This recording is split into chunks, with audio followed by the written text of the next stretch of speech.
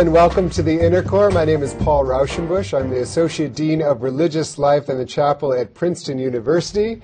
The Inner Core is a program about religion, spirituality, and ethics, and anything else that comes to mind. So welcome. We're glad you're joining us.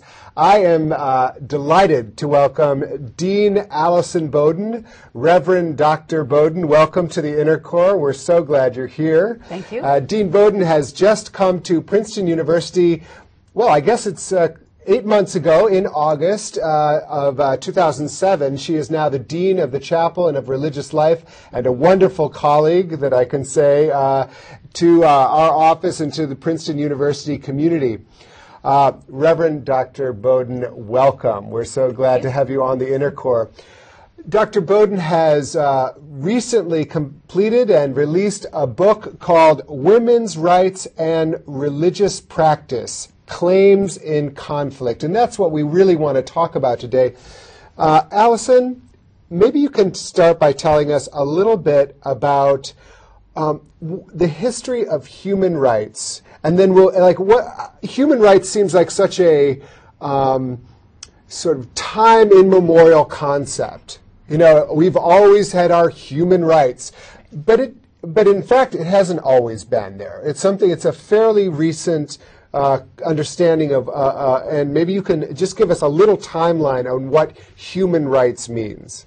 Well, human rights is going to mean many different things to many people, and a history of human rights for some people is going to start thousands of years ago, and for many people is going to start in the Enlightenment. Think of the Bill of Rights here in the United States. Think of the French Declaration on the Rights of Man and Citizen. So these are 17th, 18th century kinds of ideas.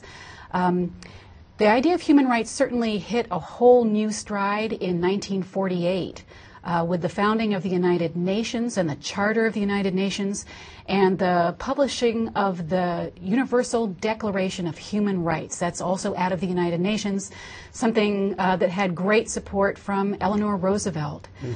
Some people will say, as I began, that human rights are thousands of years old. They'll say human rights are ideas and concepts embedded in religious traditions, in cultures, in ethical traditions, and only recently have we decided to call it specifically human rights, to make human rights law out of it. This is the world, particularly the legal world, catching up with where religious and cultural concepts have been for a very long time. So human rights, is that essentially a personal construct? Is that something like, I have these rights? I have, even in our own Constitution, we have certain inalienable rights, and I have them as individuals. Now, I can imagine, and I think this might be part of the question, is like, how do my rights, when somehow they come into conflict with your rights, how do those things go together? Even before or maybe in connection with our conversation about religion, how do those things go together? Right. Well, again, there are a variety of perspectives on this. Are rights individual, and do rights require duties from others? If I have a right to X, do you have a duty to fulfill that for me?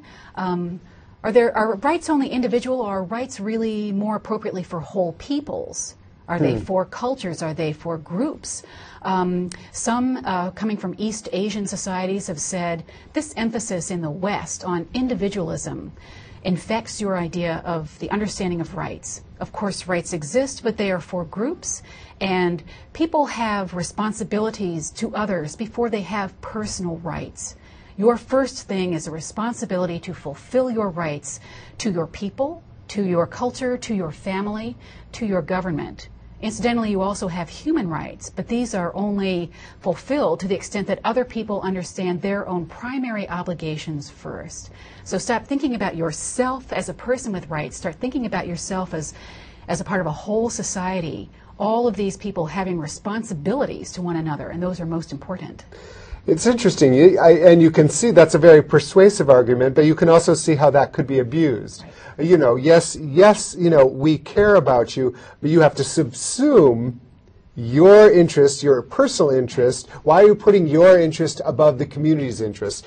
This is your role. Right. You stick to your role. And I can imagine that when you're looking especially at women's rights, that can be a point of conflict. Because if you're talking about human rights for women and some of, I think, religious understanding of duties of women, Sure.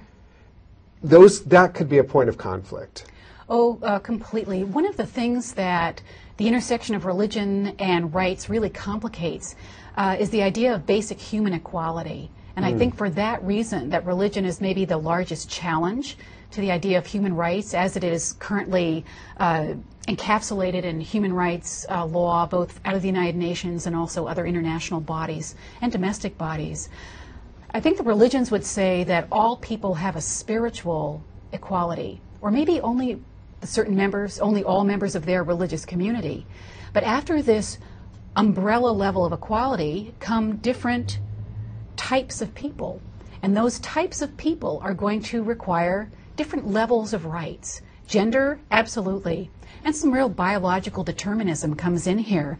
Women bear children. Well, around that fact comes a whole set of rights and obligations and duties, primarily to the family, that have to be primary. Another category of difference would be religious believers versus non-believers, non-members of the community. In some religious traditions, ideas of caste and of social location make certain people very different in terms of the understanding of human equality. Spiritually, absolutely, we all have equality.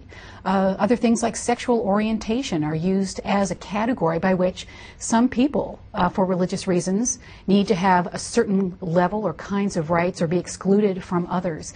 And also, of course, certain obligations and duties first. Tell me, I think you do a few case studies in this book, or at least grounded in a few different communities. Can you give us a few examples of places where this has been in conflict, and perhaps how your own thinking in discussing this may have evolved, expanded, taken surprising directions? I mean, I think once you get into a place, it's easy to be abstract, human right, but once you get into a situation, it complicates it, you see things. How did that happen for you? Absolutely. Well, my book looks at Christianity, Islam, and Hinduism, particularly in the South Asian context. As for a case study, I could talk about certain religious communities' requirements that women practice purdah, and that means different things in different societies. For some, it might mean that a woman covers certain parts of her bodies always when she is in public, and that might be everything but the face and hands. It might include face and hands too. For some others, it might mean being basically restricted to the home. If not all of the time, then the only exception being in public in the company of a close male relative as chaperone. Some women within the Muslim community and without will say this is a human rights violation. I mean, this is a restriction on an essential human right to freedom, particularly freedom of movement. These women are not free to move around, particularly those who are required by their religious community to remain in their homes and only go outside perhaps with a chaperone. There are other women in these same religious communities who say this is no human rights infringement at all. This is an honor and a privilege. This is me really acting out what I think is at the heart of what I understand to be appropriate for me. This is an act of faith for me. I will open the Quran now and I will show you where there are texts that say that the righteous woman is a very modest woman and pulls her garment closely around her. This is me doing that. And if I am, in my house all the time, this is just an even greater observance of what's crucial to me. Other women will say, you think it is freedom to, go out and work? This is a sign of my economic status. I don't have to work. It is middle and lower class women who do not get to observe purdah in this way. And I am really, really thankful that that is not me. And there are other women who'll say, I don't think this is religiously required of me, but I also realize I'm a practical person, that I don't have alternatives right now that wouldn't compromise my physical safety. So there are many different kinds of things at play. Power considerations within religious communities and particularly within families. There is very much an economic consideration going on, and women just being very practical. But it's been very interesting to me in researching this book and seeing how there are very many sides within specific religious communities. Some people think this is absolutely valid, some people don't, others are everywhere in between, and it's just fascinating as a reader and an interviewer to be taken into other communities' deep conversations about what all of this kind of thing means. How did you get interested in human rights? Was there a moment, did you have an experience, or was it even growing up as a woman in American society? I mean, what drew you to this topic? Right. I have been interested in religion for a very long time, of course, and I'm a seminary graduate, all that kind of thing. I'm interested in women's issues, just generally. My book is published in a series of gender studies, the York University Studies on Women and Men, and I somewhat chuckle to myself to find that I'm a women's studies person. I hadn't known that about myself. I'm just interested in women. And presto, you're a women's studies. I am, because I'm interested in women, and that's fine. And the human rights idea came in to sort of complete the three-pointed set of interests. Really about 10 or 12 years ago, I began to think of human rights. I've always been concerned with social justice and the intersection of social justice and religion. And human rights began to just appear to me to be, as I like to put it, humanity's current best tool for securing social justice. Not the only one, but the whole point of human rights and the reason they've been articulated so intentionally in an international and intercultural way, and we can argue about whether or not that's worked, but that has been the intention, certainly in the 20th century and now 21st, is to see through the rubric of human rights if there aren't certain levels of social justice that we can ensure for every last person simply because they are human. What is the source of human rights? Some people say human dignity. Many people in religious traditions, and let me add that no religious tradition is monolithic. I mean, there are just hundreds, thousands, infinite viewpoints within them. We can't just say religion X says Y. But within all of these groups is an attempt to try to get down to something that's so fundamental and that we just have to safeguard. I'm thinking broadly in terms of social justice criteria. Others may say human dignity. There are certain things we do to safeguard others' human dignity. And I became interested in the way human rights language and human rights talk actually has kind of a lot in common with religious talk. And when we begin to speak about the human being and human dignity, people with a religious identification quickly find themselves talking about concepts that have an element of the sacred to them. I appreciate particularly the idea of human rights because it is meant to get around culture and particularly around religion, to find those common denominators, hopefully not the lowest common denominator that's just an ethical washout and doesn't mean anything, but to find a common denominator where we can all talk, where we don't find ourselves divided by religion or culture anymore because we've got down to something so essential. And what human rights lawmaking keeps coming back to is the human being, human dignity, the essence of the human. And I am fascinated by the way that even at that elemental point, the religions come in and, like in the Tower of Babel, confuse our speech. We have very different understandings of what we mean about inherent human dignity when we bring in our, I mean, in my sense, particularly religious understandings, but others can say ethical, cultural as well. Well, I think and so we have these, the claims in conflict.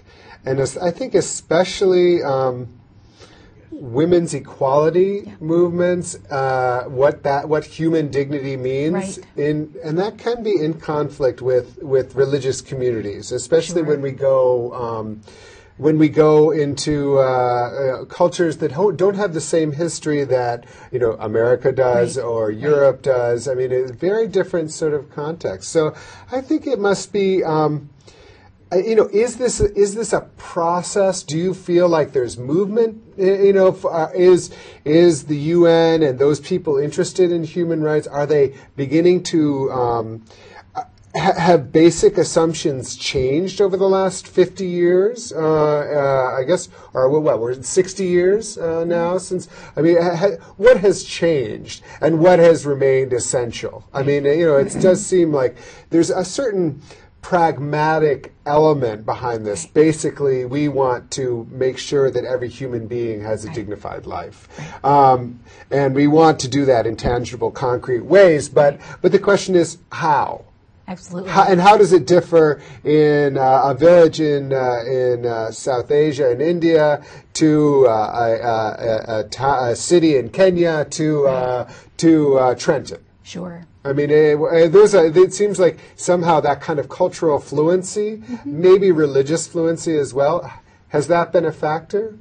It's interesting that the human rights idea is a concept that continues to evolve. It does. It is not ossified at all, and this is just fascinating to watch. I mean, in just the last 60 years, as you've said, out comes a wonderful, perfect on paper, perfect set of documents enshrining human rights, and infinite numbers of countries sign and ratify them and say, yes, we will abide by them. They were all a part of the drafting. This is great. I was talking recently with a friend who's in law school, and she was noting that lawyers look at human rights law and they say it's on paper, it's good, it's there.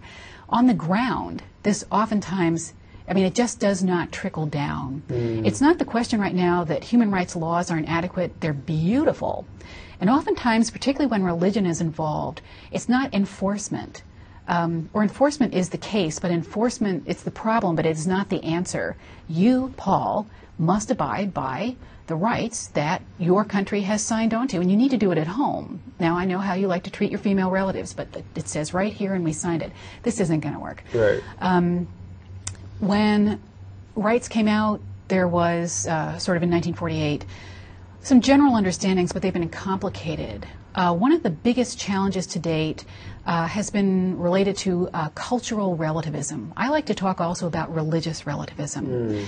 But this is where, for lack of a better term, non-Western countries really formally challenged at the highest levels and the lowest too, the conversation on human rights and said, you know what, this really is the way you have framed it, a very Western concept, and it's coming out of your enlightenment. It's not that we're not enlightened, we've just had a different history. It's not that we don't believe in or understand human rights, we articulate them very differently, and you need not to be so sort of ethically imperialist that you can't work with us to open up again the canon, if you will, of rights and the way we talk about it, and to incorporate our perspectives. Some folks said in response, but you know what, you and your father's generation, mother's generation, were at the table when this was drafted. And a response back is, well, yes, we had people at the table, but they were Oxford educated, and they didn't represent the rank and file people in my culture. I don't think, some do, that the question of cultural relativism has been solved. It continues to be a very live issue. I'm glad. I mean, as many genuine voices as possible to help shape this. This concept is important. It doesn't mean it's always going to be the smoothest conversation, but I think it's the one that's most genuine. Another big question that came up, particularly starting in the 70s, women's movement, but in the 80s and into the 90s, was a movement called Women's Rights Are Human Rights. And so now looking from a gendered perspective and saying torture, what does torture mean? It can't just mean torture at the hands of the state. Women whose lives are mostly held in the private sphere rather than the public one are never going to be taken in for state torture because they aren't actors on the political and social scene. They may be beaten eventually to death by a man in their home or subjected to what we consider torturous behavior or imprisonment. Unlawful, unasked for imprisonment is an abuse of a human right. But what of certain, abusive families in any religious background and location who really confine women to their home? So they were trying to take the criteria that were already well established in human rights and saying, we need to look again at what is torture, we need to look at imprisonment, we need to look at all sorts of issues related to human dignity. And then we need to take in other things that are also articulated as human rights, but make them more central. Rights within marriage, the Convention on the Elimination of All Forms of Discrimination Against Women of 1979 has Article 16, which talks quite a lot about the rights of women in the family and in marriage. And reservations or formal protests against this article are the most numerous from countries from every region of the world. It tries to enshrine for women certain rights within the home, to citizenship, to the number and spacing of their children. Well, that makes people opposed to abortion very, very worried, or to family planning. Anyway, if children are a gift of God and they come when God sends them, you know, this is a big problem. So, interesting. So that was a more recent one. And I think that the question purely of religion in conflict with human rights is a new avenue as we talk about changes and the new big dialogues in human rights. But I may be projecting because it's what interests me. Yeah, right. And I think it needs to be more important, not problematized. You know, not post 9/11. Oh my gosh, religion is the problem. How do we get these religious actors off the stage? Right. We have this great thing going. Come on, let's get them out of there, Right. or just belittle their arguments so much. I don't think that's going to happen. What I really do hope is that books like this and other actors come in to help religion and rights be reconciled in a positive way. I don't think that's impossible at all. Right. We're talking to the Reverend Dr. Allison Bowden. She has written a book called Women's Rights and Religious Practice, Claims in Conflict. This is available at Labyrinth Books, also on Amazon, so I encourage you to check it out. I think that in fact there is real tension here. Yeah. You know, I mean, you know, I think, you know, especially when you get to the UN, with and much of the UN's you know, core bases, European, the anti-death penalty, Right. even beyond women's issues. Like, sure. what do we do with the death penalty? Hugh, that is for some people that's a clear violation of human rights. For others, that is mandated within religious text, Right. and you know, I think it's an ongoing conversation, Yeah. and I'm not sure where authority places. Sure. You know, who has the authority to say to anyone, Right.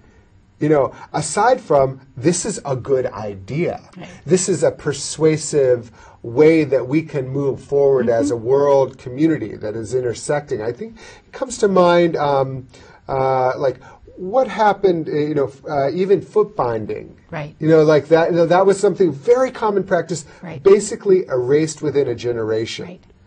And at some point, I'm sure there was a question of cultural imperialism involved. But then, essentially, the only reason there was any way that was an effective approach was because people just basically realized, oh, this is a good idea. Right. And we agree with that as a culture. But you know, it's not like I think it's a tricky way to how do you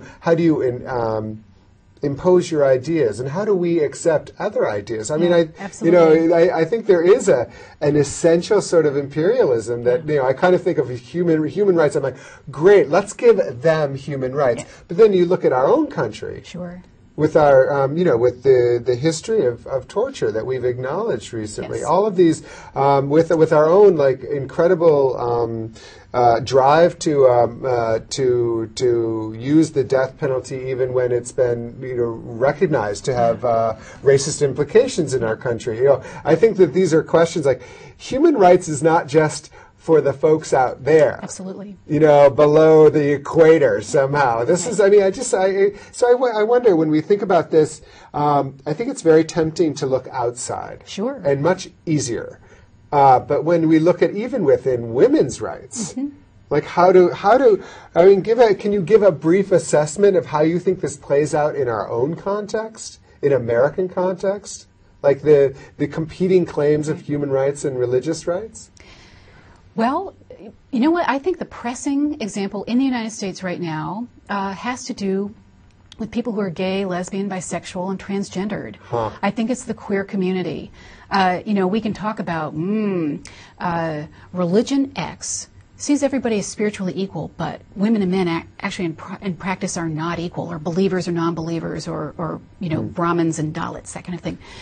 But to bring it to the United States and to talk about our majority religion, we're going to talk about Christianity, and we are going to talk about people who, for religious reasons, would like to see an amendment to the Constitution banning gay marriage. And they are very clear that this is an ethical and cultural, historical argument coming out of the United States. This is not the kind of thing we do. And it's also about the bedrock of being Christian and a Christian nation, but also as Christian people, they want to influence lawmaking. They're not wrong. I think we all vote and then have activism out of our values, religious or not. That isn't the problem. But I know someone who was a teacher in the Chicago public schools for decades and lost his job teaching math to high school kids because he is gay. There are the question of marriage. Is marriage a human right? It says so in the Universal Declaration of Human Rights. Everyone has the right to marry and found a family. And in 1948, I'm going to guess, they were assuming a man and a woman. Right. Well, that's not the question in the United States right now. That's not the pressing question. P.S. We've already gone through anti-miscegenation kinds of restrictions on marriage. Now we're coming to gender and sexual orientation and identification. And so what's your recommendation? I mean, I say to put you on the spot. Sure. How does this interest in human rights, the value of human rights, pertain to the United States? And how do we bring that into the conversation? I'm going to say the same thing about this situation in the United States as I do, as I conclude my book, talking about any situation in any religious tradition. When it comes to differences between human rights and religious practices, so claims and conflict, people in different disciplines say, well, we need stronger laws, we need this, we need that. I think that theological positions need to change, and we know they can. Look at how they've changed in Christianity regarding women, not perfect, but regarding women, the end of human chattel slavery, and we know that many slaveholders held the Bible aloft through their defense of slavery. We are continuing to evolve, not just as a human rights concept, but certainly as nations in our ethical understandings of what is appropriate. In a situation where, let's say, female genital cutting is going on, and some people perpetuate it on theological grounds, I think it's not going away until people within that community, with the helpful support of people without, but people within those communities, do the theological change and make it accessible to all about why this is religiously inappropriate, or many will say this was never really a religious idea at all. This was a cultural holdover that we made religious. What do we do in the United States, those of us who are Christian, and perhaps Jewish, Muslim, or other religions too who might have a problem with this, to look at core theological concepts and do good, integrity-filled theological work to bring us more into keeping with a human rights norm. Now, not every human rights norm, I'm saying, is absolutely right, and there are real different gradations. Some human rights documents say that there is a human right to paid vacation. I love my paid vacation, but is that a basic human right? Right. Is keeping your job, regardless of your sexual orientation, a human right? I would place that a whole lot higher. Yeah. The right to life. So so essentially, it's something that has to come from within the community. With support, but it really is an evolution, and I think that you have your work cut out for you. All right, get on it. Okay. I want to thank you so much, Allison, for being with us here today on the Inner Core. I want to one more time remind you about this book. It's called Women Rights and Religious Practice, Claims in Conflict. It's essentially about one of the most immediate and important evolutions over the next century, I think, is how we look towards each individual as having dignity, as respecting one another with dignity, loving one another, and how we can get there while appreciating the deep and respecting the deep religious and cultural traditions that often work at originally perceived counter perspectives, but how we can bring those together to recognize and appreciate one another. And so that is the essential message of this program, the Inner Core, increasing understanding and appreciating divergent viewpoints. I'm so glad you've joined us today, and we look forward to seeing you again at the next Inner Core. Take care.